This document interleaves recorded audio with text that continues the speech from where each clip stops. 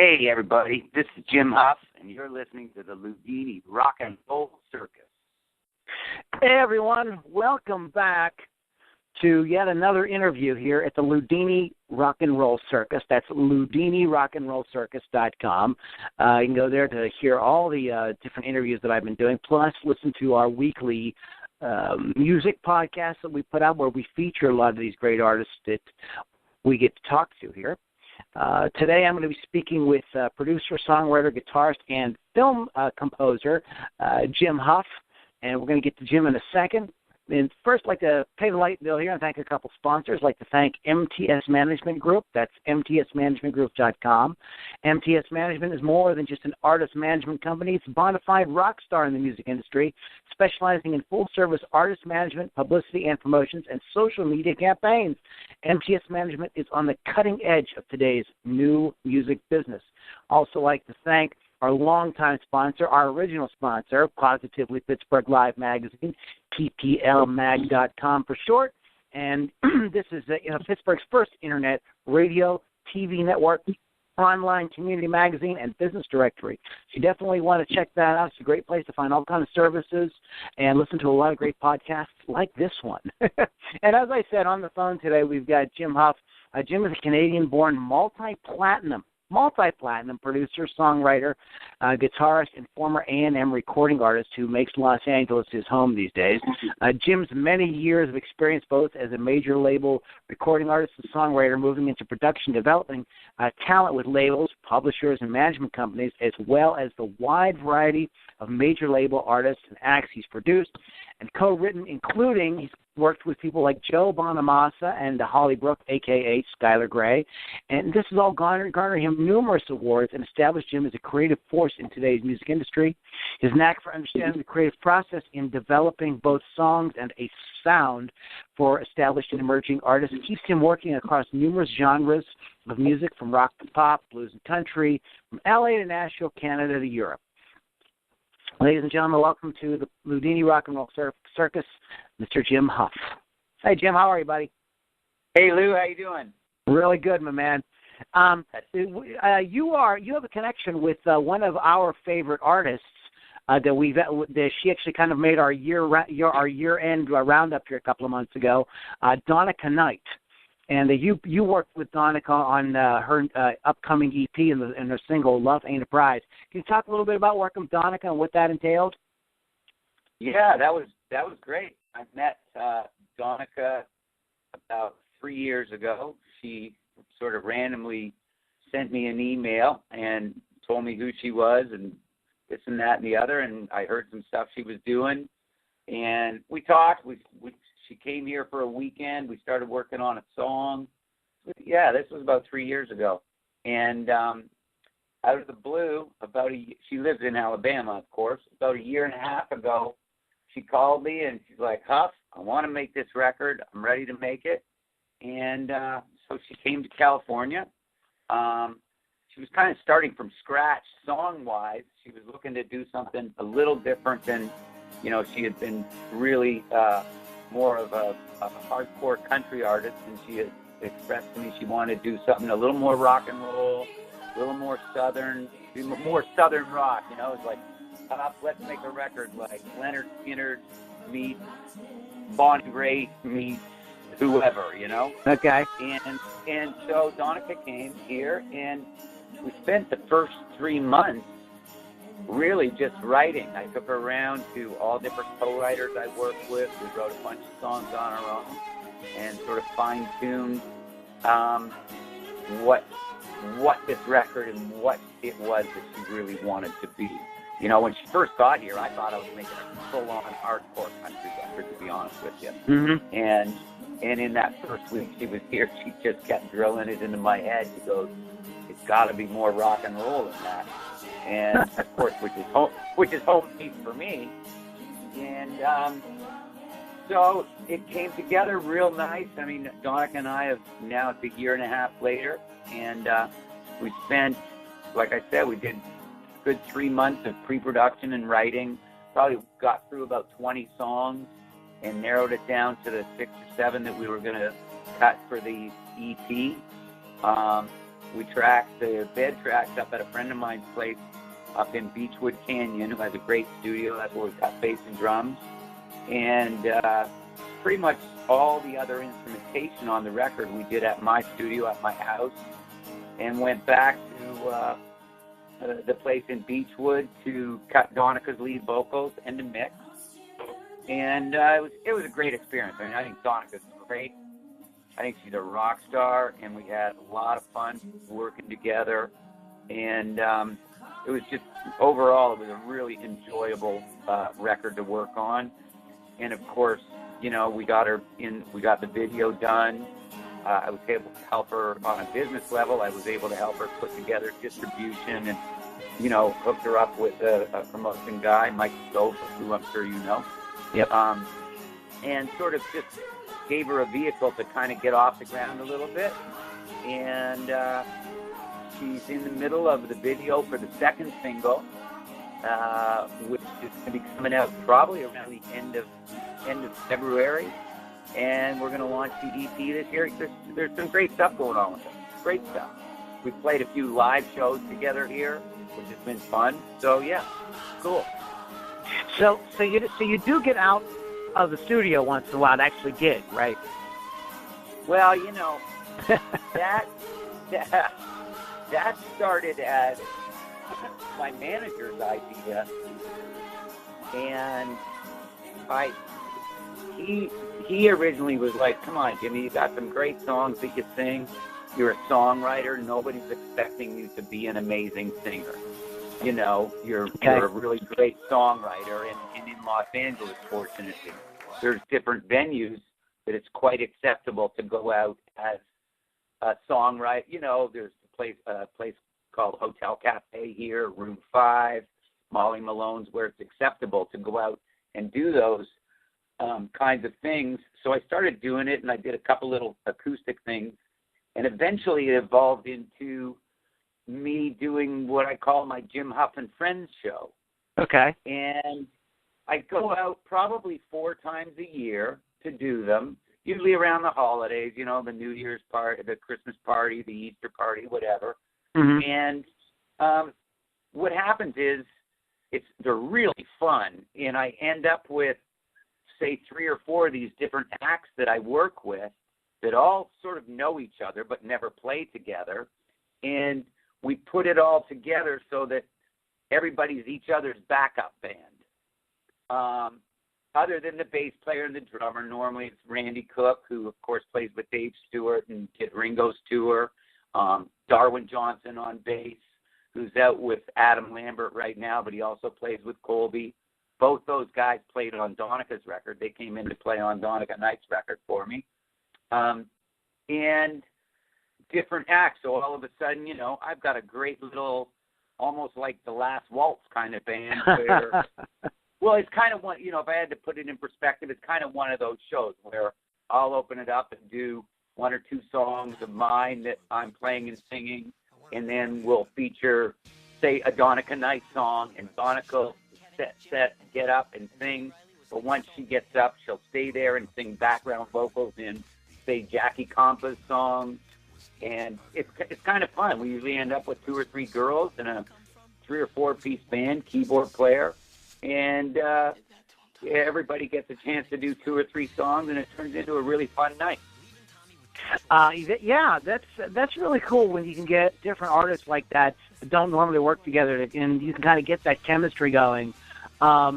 It seems like it's working for you.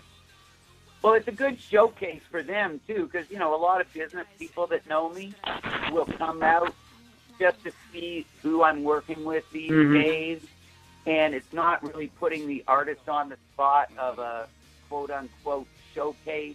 Yeah. Where, you know, they're just doing a couple of songs and having some fun and being part of the band, but they get to meet, you know, generally there's a lot of music, mostly at my shows, is really music business people. Not like they're Jim Huff fans, but they're friends, booking agents, managers, film and TV people, who, you know, people that I've worked with over the years just come out and it's kind of like, hey, how you doing, Huff? And let's, you know, what's going on? And it's kind of more of a little bit of a party thing.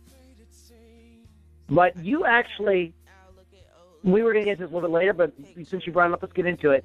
But you actually are working on, you actually are putting out a record of your own stuff that's going to come out in 2016, correct? I really am. Great. Well, tell us about that a little bit. What's that about? I keep telling myself that, you know, honestly, I cut a bunch of bed tracks about 2 years ago, and, you know, I'm always writing. I'm always coming up with stuff. And so it's something that, because I'm usually working and I don't have time to do my own solo stuff, it's something that I've been chipping away at. And over the holidays, I kind of made up my mind just before Christmas. I sort of sat down for a couple of days and went through everything that I have. And I mean, some of these songs I forgot I even had keyboards on. I got background vocals. I got like tons of stuff done on these songs. And I'm like, okay, this is the year that I can actually get some of these out, get them finished. And I'm actually, you know, I'm pretty excited about it. I think it's really fun. You know, for me, I've had this little sort of group of songs that are never usually right for another artist. But they're songs that I've written with different people, and I've always loved them. And then, you know, I have some of these songs, I just call them my dock songs. You know, the songs that you write on a summer's day down at sitting by the water on the dock with nobody around. Yeah. And so, yeah, I'm really excited about the tracks. It's sounding great. I just finished doing 2 monitor mixes yesterday, and I'm sitting in my studio right now, and I've just pulled up a third song today, and going to get a little monitor mix of that going, and, you know, going to start figuring out how I want to do it, and I'll probably put one song out, I would say, within the next 5 or 6 weeks, and I've got a nice little window right now to be able to do it. So I figured I might as well just dive in and get it done. Well, you're so busy working with so many other people that, you know, it's understandable. You know, it's your own project. Very often, it makes sense why that would take a back seat. Now, how do you approach that? I mean, you've written with people like Joe Bonamassa, and, you know, you've worked with Donica and different people like that. And now, when you sit down and you got to do your, what's the difference? Can you kind of compare and contrast kind of how you work with, say, just something you're doing for yourself versus something you're doing with somebody like Joe Bonamassa or Donica Knight? Well, Donica was a different situation. With Donica, she really hadn't, you know, when we started Donica's record, the one thing that she had been frustrated about was that other producers and people that she had worked with never gave her a chance to write.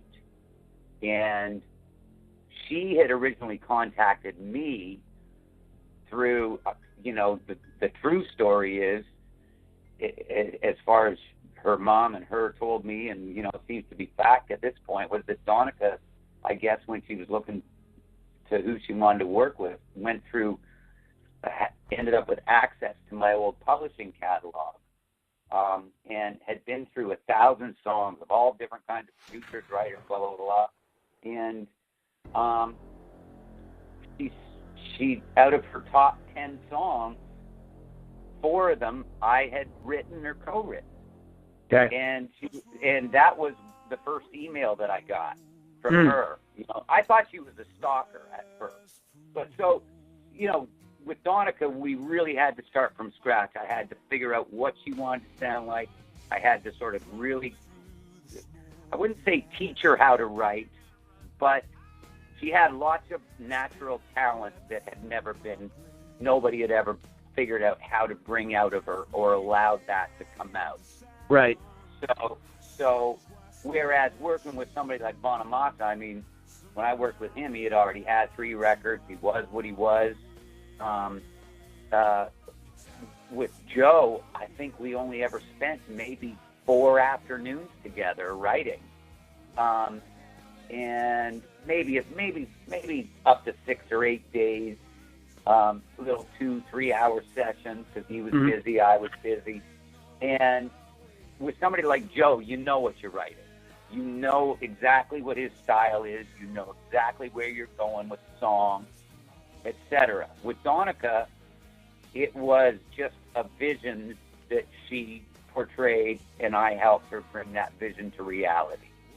So there was a lot more exploring with somebody like a Donica, who's a new artist, who's looking for a direction, looking for songs, all those kinds of things. That's probably the biggest difference between working with an established artist and somebody who's up and coming and wants to present themselves in a new, revised, bigger and better way.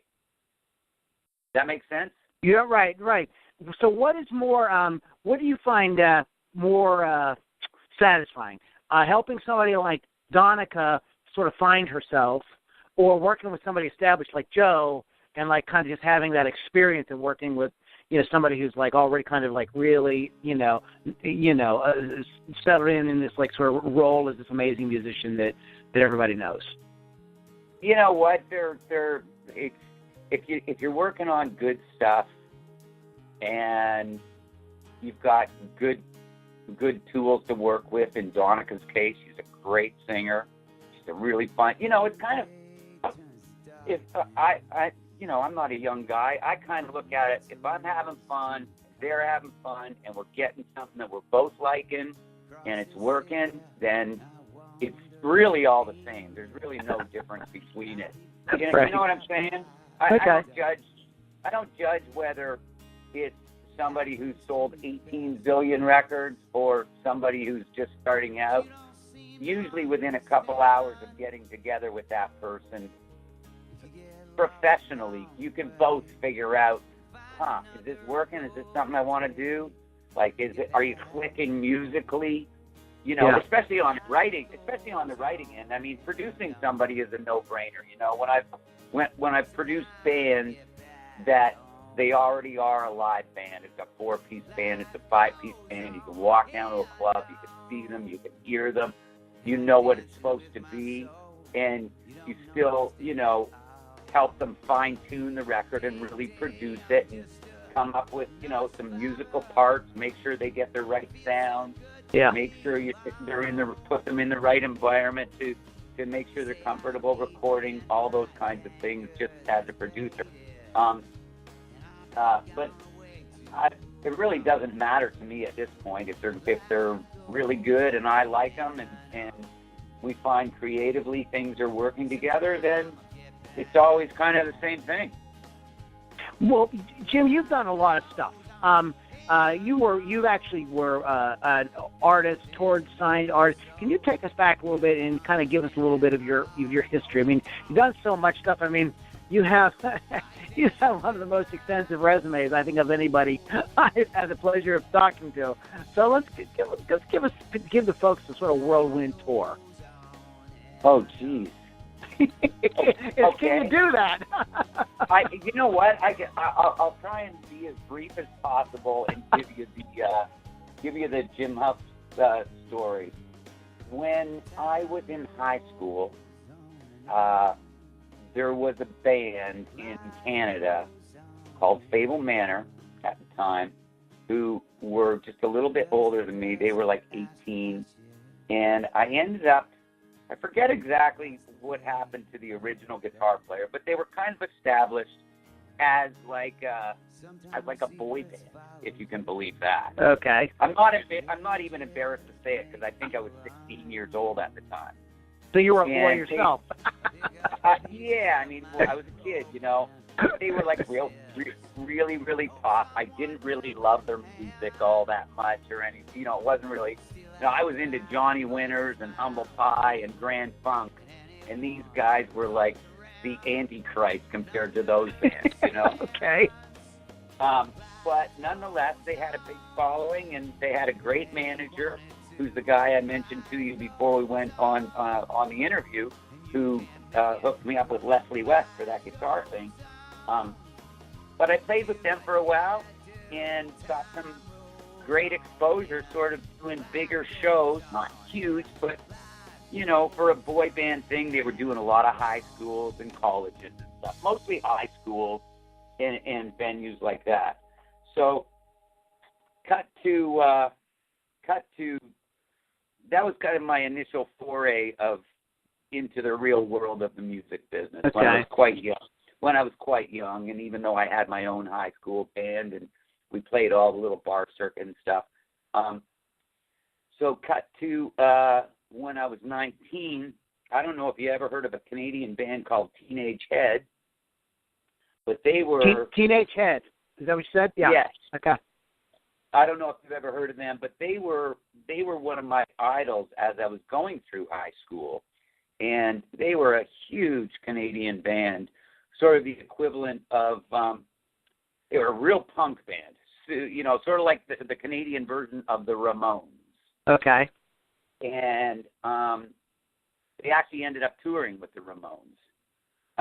And they had just, there's a venue there called Ontario Place, which holds 12,000 people. There had been a huge riot because not enough people could get into the venue. And, they were huge. And unfortunately for them, fortunately for me, they got in a bad tour bus accident. Their guitar player ended up with a broken back. Ooh. And they needed a guitar player to fill in while he was getting better. And as luck would have it, a friend of mine from New York at that time, who was running Led Zeppelin's label, funny enough, hooked me up with their manager. And, they didn't know Jim Huff. Like, they were going for I forget the other real name guitar players they were going after. But I was like, I can do this. I love this band. This is so up my alley. And, when you're 19, nothing can stop you. Yeah. So I eventually found a way to get an audition, and I got hired for this gig. Well, 3 days later, I'm flying around in a private plane. I'm still living at my mom's house. There's limousines picking me up.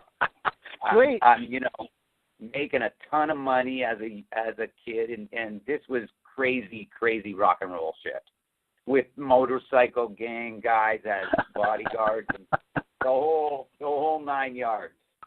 So that was my next sort of 6 months to a year of real cool fun stuff, and that I was just guitar playing and to cut to the deal with A&M Records and how that happened. Myself and a singer had hooked up while I was playing with Teenage Head, actually, and started writing songs, and we put a band together, and we were touring around Ontario and playing, 6 nights a week, making $50 a week, eating rice, which was a long way from a private plane, and yeah. But still, it didn't matter to me, and it was fun, and it was my own band. It was kind of like the first time I sort of had my own band. Yeah. And we made a record with a producer in Toronto, Paul Gross. And our first record was an independent record. It did really well received at all the big FM radio stations. That was back in the day when FM radio would still play 5 songs off an album. Yeah. And so we got pretty lucky. We ended up opening up for Jethro Tull at Maple Leaf Gardens, and we got some good shows and stuff like that. When we were about halfway through making our second record, I don't know if you remember a band called Triumph. Remember those guys? Yeah, of course. The epitome of Canadian corporate rock. Yeah. Okay. Anyways, this is also interconnected now that I'm talking about it. Brian and I, my partner, were about halfway through making our second record. The guy who had been Teenage Head's road manager heard a couple of the songs from the new record. He also was Triumph's road manager and ran their studio for them. And I guess what happened was Gil Moore and Rick Emmett heard this one song that Brian and I wrote, and they wanted to record it for a record they had called The Sport of Kings. And I really didn't like Triumph. They weren't my kind of band at all. Like I said, to me, they were kind of, every record they made was selling millions of copies at the time. Right. I think Van Halen was opening for them at that point in time. They were big, big stuff. Anyways, so we got convinced to let this song go, and instead of putting it on our second record, to let Triumph record it. And, with a lot of fighting, because I was like, no way, I don't want those guys doing this song. They're going to destroy it. And so, but when you're 22, 23 years old, you're pretty rebellious and pretty protective about stuff like that. And especially when the master had already been recorded, it's like mixed, it's ready to go for our second record. And so we got convinced to, okay, everybody was like, this will be great for your career. Just do it. Just do it. So we let it go. And sure enough, they destroyed the song. But also, sure enough, it ended up selling a couple of million copies. And 3 months after that song came out, we got a call from A&M Records, publishing division. And they were like, hey, are you the Jim Hop and Brian Malone that wrote What Rules My Heart on the Triumph record? Well, who are you guys? What do you do? I saw you toured last year and you did some shows with, some big shows as your own independent band and stuff like that. But that song and giving it to Triumph and letting them record it sort of opened up the labels to us. Yeah. Back then, you weren't making a real record without a record company.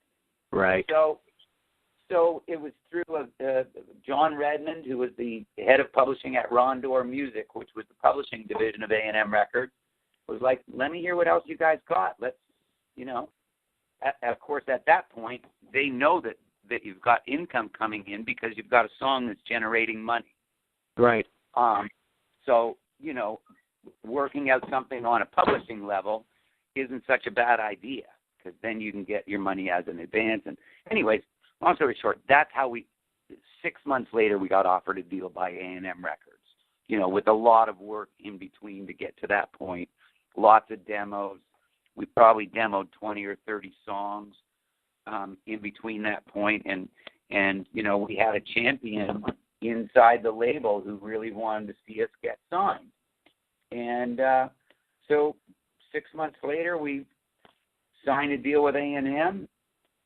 Literally a week after signing the deal with A&M, we were living in Miami in a really nice 5-bedroom home in Coconut Grove, making our first real record at Criteria Studios with a producer named Tom Allen, who at that point had produced every Judas Priest record ever made, had produced a Loverboy record. He's a big old Brit. And we had a great time, living down in Miami. What was the name of your band at that time, Jim? That was a band called The Works. The Works. Yep. And we had a couple of big singles off that record. What was the first? I think there was a song called Dancing on a Wing. That was the first single. It was a late 80s hair band, dude. Uh-huh. It was one of those. And so we had 3 top 10 singles at Canadian radio with them, and of course Much Music and the whole MTV thing was just breaking. Yeah. So we had a couple of cool videos, and and next thing you knew, we were on the road for 2 or 3 years making records and touring and doing videos and doing what major label bands did at that time. How did you? Go ahead. I was going to ask how you got into from there. How you got into producing, and did that sort of become that? Because that's really kind of like your main business now. You're a little bit more behind the scenes, correct? Absolutely correct. Yes. Yeah, okay. Well, honestly, by the time everything wound down and we were out of our deal with A&M, I was 32 years old. And I'd pretty much been on the road full time from the time I was 17, 18, 19. Because of that teenage head opportunity, I didn't end up going to college. And I was married. I owned my own house in Toronto, and it was kind of at that same era where there was equipment available other than, you know, an 8-track Fostex that you could start doing real stuff at your house. Now, see, there aren't a lot of people that are going to get the 8-track Fostex reference, but I did, so thank you. You know what I'm talking about. I know. I know exactly what you're saying. Go ahead. Okay, or a 16-track Fostex or a Tascam recorder, whatever. Right. But honestly, I was just a little burned out, and I really didn't know what I was going to do with myself. You know, we were out of our deal with A&M, and I was, you know, still writing. I really didn't know what I was going to do. And about 3 months after we were out of our deal with A&M Records, the head of A&R for A&M Records called me and asked me if I'd be interested in producing a band they had just signed. You know, to sort of cut to how I got to that point, because I was the lucky guy who had a house and who had, you know, enough money to have a small recording setup. Cut to Gotcha. the 8-track Fostex, and I had sort of, I was the one, all the demos that we did that got us signed to A&M Records, all the demos that we did for Rondor Music, all those things I had, you know, had recorded them without realizing that I was learning how to be a producer engineer simultaneously. Gotcha. You know what I'm saying? I didn't really realize at the time that I was learning what I was learning. But the head of A&R knew that I was the one who had generated all the recordings and sort of overseen even the records that we had producers on that we did for A&M. They knew that I was sort of the lead guy in working with the producer, talking about the sounds, talking about the songs, all those kinds of things. And so I got lucky and I got hired by A&M to produce a record for this band that they had signed, and sort of one thing led to the other after that, and all of a sudden, you know, people started calling me a producer-songwriter instead of a songwriter-guitar player.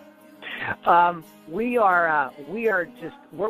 sort of starting to run a little low on time here, Jim. But I wanted to ask you about one more thing, because I mean, you have so much going on, and maybe we'll do another interview at some point. But you worked in film and television, and could you give us a little rundown of some of the productions you've worked on for film and TV? Some that people might know about. Yeah, one of my favorite things that I did for film and TV was a film that Goldie Hawn produced called The Matthew Shepard Story. And that was really composing work. I had been offered it by a music supervisor who said, you know, they were looking for a real kind of Dan Lanois, rootsy, acoustic, dark, earthy thing. And that was really the first thing that I had done for film and TV. It was a whole new experience where they sent me the movie with no music and just time code with specific instructions about what time slots to fill. And as fate would have it, literally within a month of my moving to Los Angeles, it started airing on NBC, which timing couldn't have been better. Because, you know, in the music business, it's always nice to have something current. Yeah. And also at the same time, there was another movie that I did called Under Heavy Fire that I had worked with the director. It was a film about Vietnam, and developed a closing credit track for him. So, you know, film and TV stuff happens every time. Of course, there was this HBO or NBC series called The Black Donnellys that I wrote and produced the main trailer track for.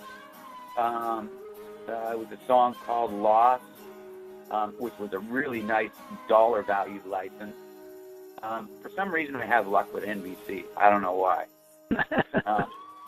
So I don't know if you're asking, you know, if you're asking about the process. Is that what you're asking, or just a little bit of? Well, I tell you what. let's talk about the process in our bonus material. How's that sound? Because we're sort of running low on time here. Before we wrap up, is there anything that you'd like to tell the kids at home about that you're working on that they need to know about? Anything upcoming? I think the main thing that I'm really excited about right at this very moment is the new Donica Knight record that's coming out this year. I think Donica's an amazing performer. She's a gem of a person to work with.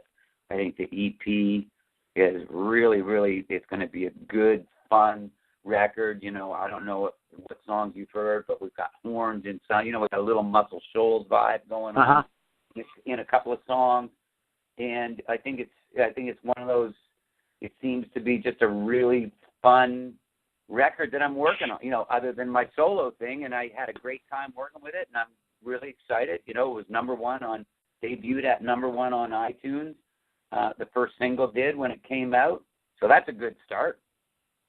But all in the name of self-promotion, you know, I think I think that's the record that for me right now. I'm excited about people hearing the whole record. Well, it is very cool. We have played Love Ain't a Prize a couple of times, and like I said, we did get to talk to Donica too. So that's awesome that you guys are working together, and that you're able to really kind of like, you know, help her develop in that way. We just wrote another couple. We just wrote it. Donica and I just wrote another couple really cool songs too. Cool. You have to have somebody with you like that. You know what I mean? Like if you're an artist, you've got to have somebody to kind of come in and like have to kind of organize it and everything like that. And you definitely have the experience and the chops to do that. If people want to catch up with you, you do have your own website, right? Yeah, I do. It's jimhuffmusic.com. And there's a few tracks in there. This track, it was a multi-platinum single for me by an artist on Sony named Edwin.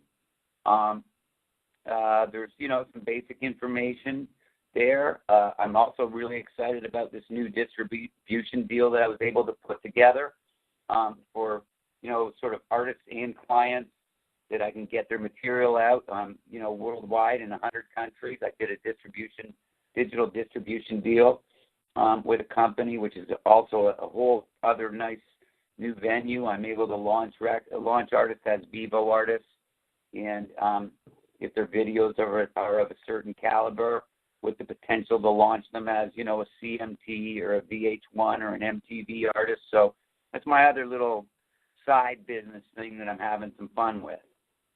Are you taking new clients to work with, or are you filled up?